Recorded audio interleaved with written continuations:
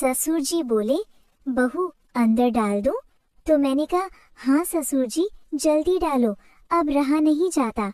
फिर ससुर जी ने डाल दिया और मुझे बहुत मजा आया। उस दिन घर में सिर्फ मैं और मेरे ससुर जी ही थे। दोस्तों, मेरी सास का देहांत कुछ साल पहले हो चुका था और मेरे ससुर जी आर्मी से रिटायर हुए थे। उनकी उम्र करीब 65 साल के आसपास थी, लेकिन वो दिखने में एकदम बिल्कुल जवान और तंदुरुस्त लगते थे। लोग उन्हें देखकर उनकी उम्र का अंदाजा भी नहीं लगा सकते थे। उनकी हड्डी काठी बहुत मजबूत थी और चेहरे पर एक अलग ही तेज था। उस दिन दोपहर का समय था और मैं रसोई में खाना बना रही थी।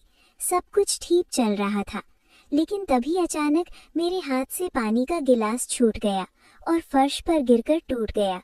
फिर पानी चारों तरफ फैल गया और मैंने उसे साफ करने की कोशिश की, लेकिन जल्दबाजी में मेरा पैर फिसल गया और मैं जोर से नीचे गिर पड़ी और गिरते वक्त मेरा पैर मेज के कोने से टकरा गया, जिससे मुझे बहुत तेज दर्द हुआ।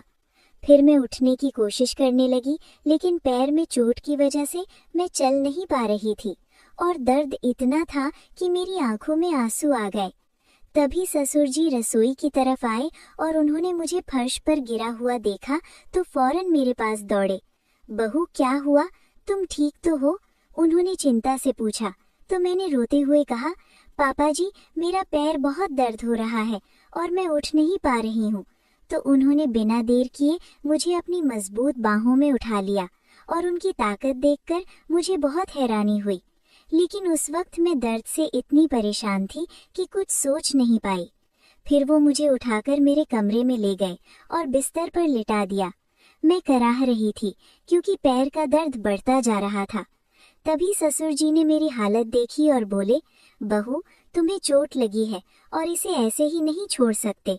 लाओ मैं तुम्हारे पैर की तेल से मालिश कर देता हूँ, इससे दर्द में आराम मिलेगा। फिर मैं थोड़ा हिचकिचाई, लेकिन दर्द इतना था कि मैंने हाँ कह दिया। फिर उन्होंने पास की अलमारी से तेल की शीशी निकाली और मेरे पैर के पास बैठ गए।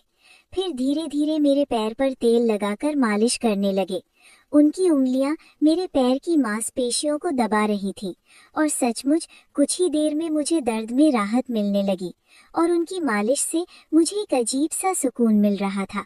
फिर करीब 15 से 20 मिनट तक मालिश करने के बाद उन्होंने कहा, अब थोड़ा आराम कर लो बहू, दर्द कम हो जाएगा। और मैंने उनकी बात मान ली और बिस्तर पर लेट गई। थकान और दर्द की वजह से मुझे नींद आने लगी और जब मैं सोने की तैयारी कर रही थी तभी ससुर जी उठे और बोले, मैं अपने कमरे में सोने जा रहा हूँ। फिर वो रुक गए और थोड़ा सोचते हुए कहा, लेकिन बहू अगर तुम्हें बुरा ना लगे तो क्या मैं यहीं सो जाऊं? क्योंकि रात को अगर तुम्हें कुछ जरूरत पड़ी या दर्द बढ़ गया तो मैं पास में रहूंगा। और मैंने उनकी बात सुनी और थोड़ा सोचा और मुझे उनकी बात में सच्चाई नजर आई। तो मैंने कहा, ठीक है पापा जी, आप यहीं सो जाइए। फिर उस रात हम दोनों एक ही कमरे में एक ही बेड पर सो गए। बिस्तर बड़ा था इसलिए कोई असहजता नहीं हुई।